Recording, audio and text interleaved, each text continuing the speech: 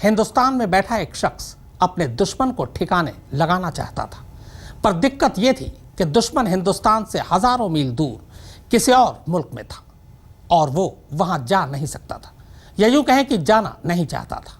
अब बिना जाए उस अनजान मुल्क में अपने दुश्मन को वो कैसे ठिकाने लगाए।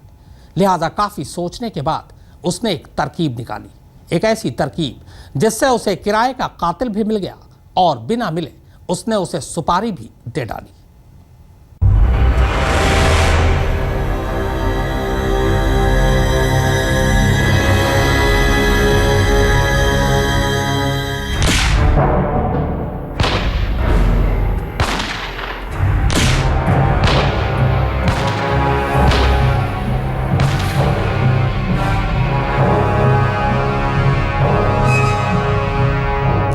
इधर इंटरनेट पर एक उंगली ने इंटर का बटन दबाया और उधर 7 समंदर पार एक शख्स की लाश गिर गई।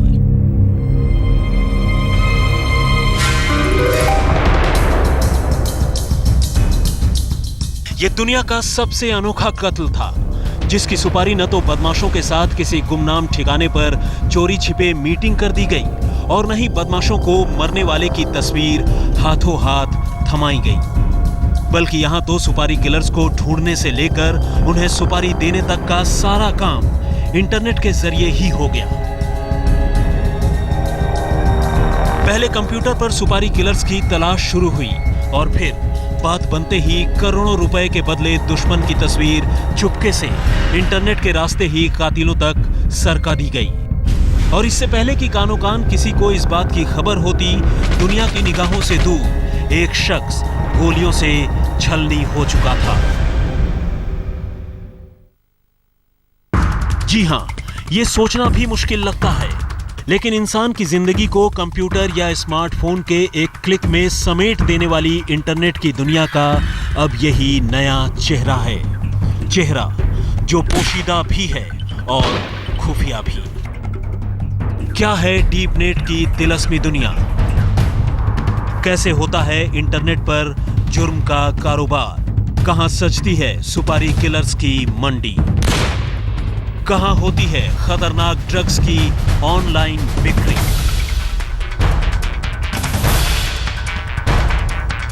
तो जनाब, जब आप इन तमाम सवालों के जवाब जानेंगे तो यकीन मानिए पैरों तले जमीन खिसक जाएगी।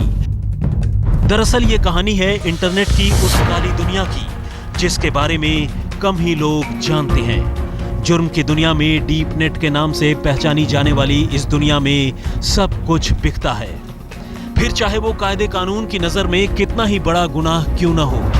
दूसरे लफ्जों में कहें तो डीप नेट यानी इंटरनेट की वो दुनिया जहां पहुंचने के बाद आप न सिर्फ घर बैठे सुपारी किलर्स हायर कर सकते हैं, बल्कि बड़े आराम से हथियार खरीद सकते हैं, ड्रग्स बेच सकते हैं और अगर आपकी ख्वाहिश हो तो किसी भी आतंकवादी संगठन को चंदा तक दे सकते हैं।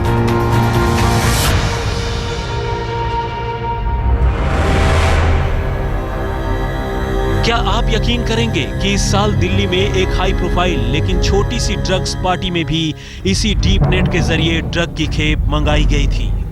लेकिन इससे पहले कि ये पार्टी अपने शबाब पर पहुंचती, ड्रग ने एक नौजवान को कुछ इस कदर बेचैन किया कि वो अपने कमरे से बाहर निकलकर लोगों से उलझने के बाद मौत के मुंह में समा गया।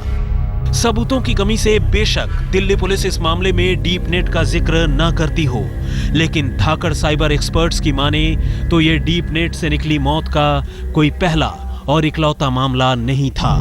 लेकिन सवाल यह है कि आखिर कौन है इंटरनेट की इस काली दुनिया का सरमाएदार? कौन है जो इंटरनेट पर मौत बेच रहा है? क्या है उसकी पहचान? वो रहता कहां है और क्यों इस दुनिया के तमाम कायदे कानून उसका बाल भी बांका नहीं कर पाते? नितिन जैन, दिल्ली आज तक।